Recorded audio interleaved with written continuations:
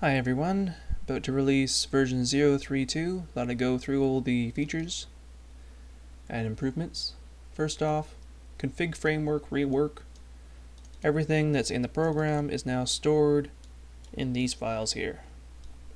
You should only edit though the user colors and user preferences, and for advanced users you might want to, if you need to, add new stages, new species, correct roster errors if they occur.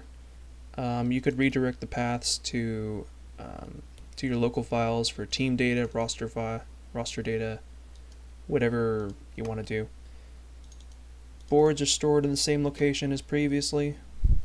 Still 5 boards. Docs have not been updated. Just trying to get this out as soon as I can.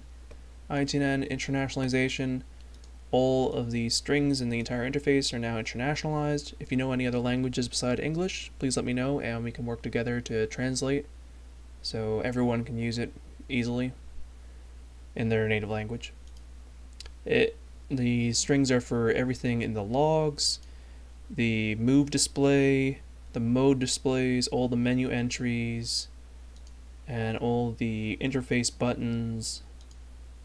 Not the type chooser and not the stage names or species names though. Those are static keys, so I can't change those. You can import your old files. All you have to do is select it. I'm just going to go select mine. Config.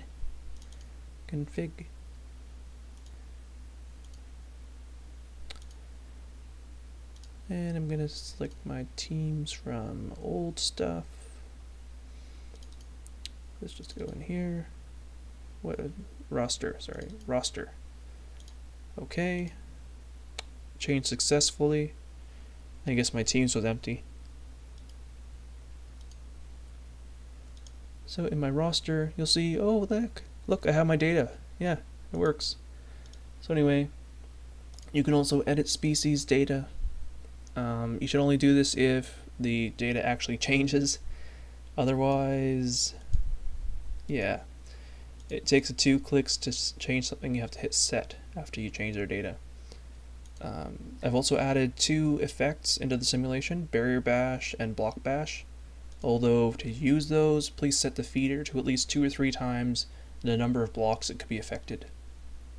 So things like ninetails, if you see the board has a fair number of them, set it to like 50 or so. If the board is absolutely full, about 100. But don't worry, the performance increase coming with this version is rather huge, and it now takes a fraction of a moment for it to actually simulate something. If the board is unstable, it'll come back within a few milliseconds and say this is unstable and give you a settle option actually. There's now a move chooser dialog which remembers where it is and remembers how big it is, so you can resize this. So you just put this wherever you think is comfortable. It will remember where this is on the screen, but it won't remember where this is. And it'll only remember this if you hit save while it's open or while it's been closed, as long as you've changed it sometime during the current launch. You can rank by 6 different metrics: total score, blocks, disruptions or combos, and then 2 special ones. Low disruption, it'll rank the minimum number of disruptions first, and then none or all is based on coins, on gold produced. If you set it to none or all, it'll put the lowest, it'll put the moves that produce no coin matches at the top, followed immediately by ranking descending from the most coins produced downwards.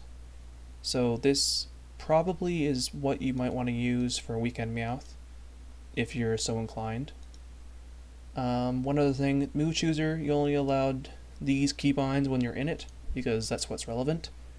Otherwise, you have to go over to this board interface so you can actually use all the other keybinds. Yeah, I think that's just about it. I'm not sure if I've mentioned, but it's all in configs now, and there's ITN. Configs have an awesome modular format. I can add in any data type you want. and as long as it's programmed in, you can have a key and a value. Keys are unique per type, not not entire config wise. So yeah, you can change the pop-up width if you want. Oh wait, that's the default one. You can't change the user one when you set the defaults.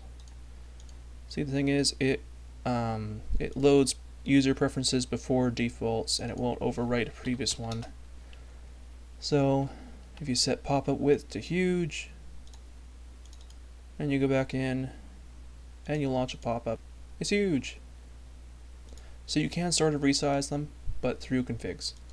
I don't want to have it resizable on their own because you end up with weird graphical glitches thanks to Java's Swing GUI. It takes a lot of fiddling to make it work perfectly with the resizing, and I'm not sure I want to spend the time on that. Anyway, that's version 0.3.2, updates, awesomeness, huge performance gains, internationalization, and configs. Hope you enjoy the program. Make sure to subscribe to the subreddit and donate if you like.